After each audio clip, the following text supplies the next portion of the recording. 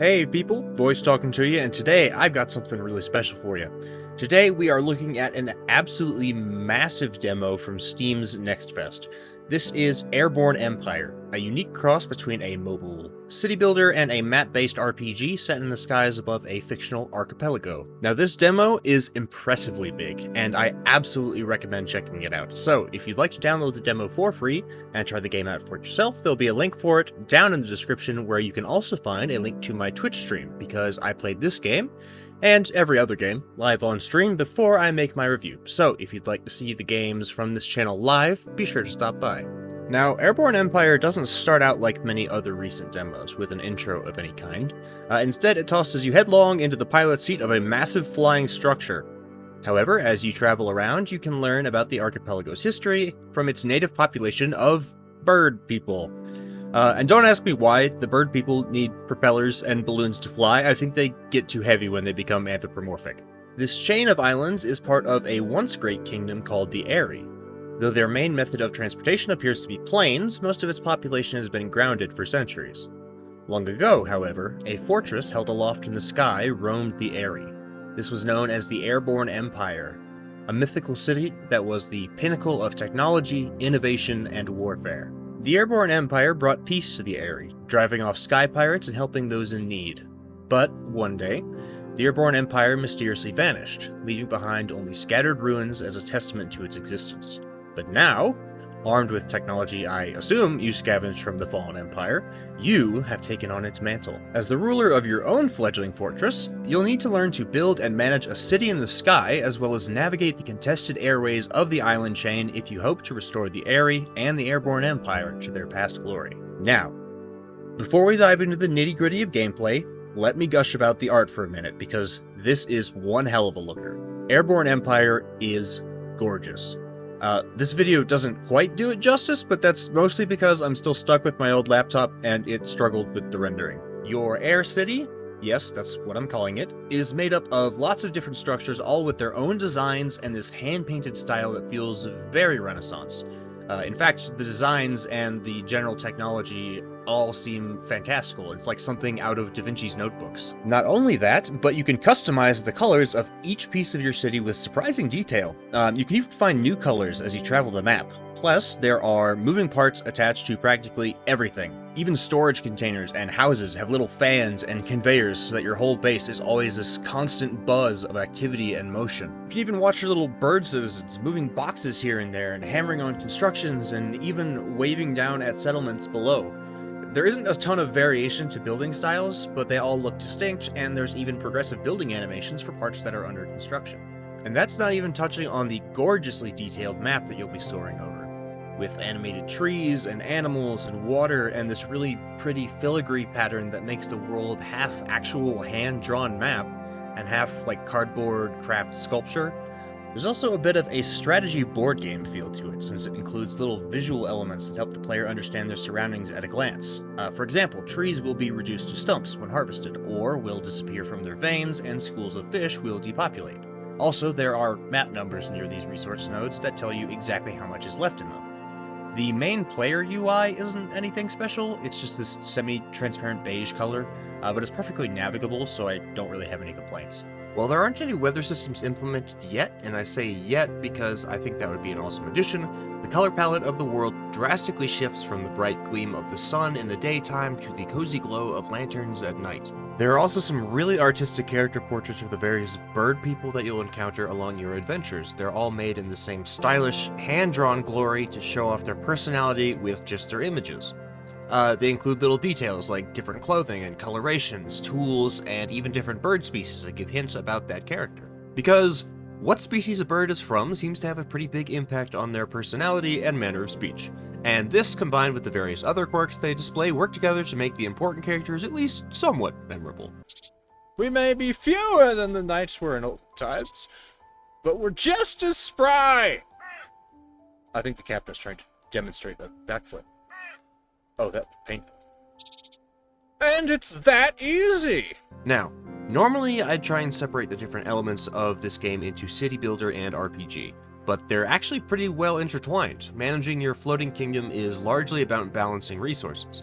Of course, you'll need to make sure there's enough food and water for your citizens, as well as enough coal to power the fans keeping you aloft. You'll also need construction materials like wood, iron, cloth, and glass to build new structures. There doesn't seem to be any way to passively produce food and water in your city, so you'll need to scavenge for provisions alongside your raw materials. To collect materials, players will need to build hangars from which workers can be assigned to collect resources. Once assigned to a resource node, workers will fly their little planes down to that location, tagged with your marker balloons, and start ferrying materials back to your city. The animations for this are great, honestly. It's pretty cool to just see the aerial acrobatics the little planes pull off when they come in for a landing or swoop over a lake to scoop up water. Of course, your city will have to be close enough to the resources for your workers to reach them, though, and the closer you are to a node, the shorter the transit time will be, and the faster resources will be collected. Don't worry if you're the type that can't stay anchored, though. You can assign workers to collect resources even while you're moving, and topping up your reserves by grazing from whatever is nearby is definitely the nomad meta. Some of the resources you'll be collecting will need to be refined before they can be used, however. So you'll need iron forges and hemp weavers. I don't know why it's a hemp weaver when it makes cloth from cotton, don't ask. To make them into usable materials. You'll also need warehouses to store these materials, houses for workers, and lots of other necessities for a nomadic city. So let's talk about the building then. Just because your city is probably made from wood instead of stone doesn't mean it's weightless, and every structure you slap onto your city will add weight, tilt, and drag. Buildings will also need to be powered, well lit, and connected to paths if you want them to be functional and safe. Learning to deal with these issues is the core of Airborne civil engineering. Weight can be countered by your city's lift stat, which is increased by upgrading your city center and adding lift structures like fans. Drag will decrease the speed at which your city can move, but can be counteracted by adding propulsion buildings such as propellers and oars. Tilt is a bit more complex to manage, but even more interesting. Your city is set on an axis off of its main lift structure, the town center. Adding weight to any direction off of the center will cause the air city to lean that direction. Becoming too heavy on one side can cause the whole city to lean that way, upsetting citizens and causing injuries or worse. Dealing with this is a literal balancing act, forcing players to carefully consider the layout of their city and balancing the placement of heavy structures with lift engines. The inclusion of the weight physics into city creation is an awesome layer of detail that makes this title even more unique. Of course, there are other management issues to keep in mind as well. As I mentioned, you'll need to build street lamps to keep your city well lit at night, you'll need morale buildings to keep your workers happy, clinics to deal with injuries and illness, and academies to research all of these things. If you want to be the fount of wisdom and learning the Airborne Empire once was, research at your academies will be the key. There is a decently sized research tree present in this demo with different categories for things like necessities, combat, and propulsion. Every building needs to be researched before it can be built, and most offer additional upgrades that can be researched afterwards, allowing players to improve their existing structures. Most of these upgrades actually include model changes as well, which is a really nice touch. Many structures will first require a blueprint to be acquired as well. Blueprints can be purchased from the academies of major cities, uncovered alongside other treasures inside old ruins, or earned as rewards from completing various quests. Yes, quests. The RPG influence in this game is pretty noticeable, actually, and really well implemented. As you travel around the area, you'll find various birds in need who will ask for the help of you and your floating city. Most of these quests are pretty basic, like donate supplies, set aside workers to fix things, or fly around and light beacons. But there are a few quests that ask the player to deal with pirates. That said, combat is pretty automatic for the most part.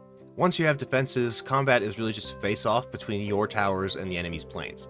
Pirate planes will swoop over your city and bomb your buildings, which can injure citizens or even knock them off your city, in addition to disrupting that building's function, of course. Now, eventually it is possible for the player to invest in air-to-ground weaponry, like the cannon. That'll show them. Oh, hell yeah. How do I fire it? And this is where combat can become a bit more interesting. Since the Airborne Empire apparently doesn't make use of fighter planes like the Sky Pirates do, the player can make use of active abilities such as firing massive cannons to destroy enemy encampments and defenses, or to blow open the entrances to ruins or mines. The collective meshing of all these various systems makes for a really unique and enjoyable experience, and when combined with the beautiful and surprisingly vast open world this demo boasts, you get a whole new breed of survival RPG with an awesome city builder system. One issue that almost every colony survival game comes across is differentiating itself from the thousands of others. This isn't the first flying city builder I've seen, but it's for sure the best and most unique. Airborne Empire was a breath of fresh air for someone who's seen all the best hits from this genre. If nothing else, I highly recommend you take a look at this demo. I played it for almost 4 hours, and I still hadn't finished it. When it eventually crashed on me... It crashed! No! There were still a bunch of quests left for me to finish, and most of the map was still unexplored. All of that gameplay in a free package is a pretty impressive statement, considering the full game will likely be much bigger.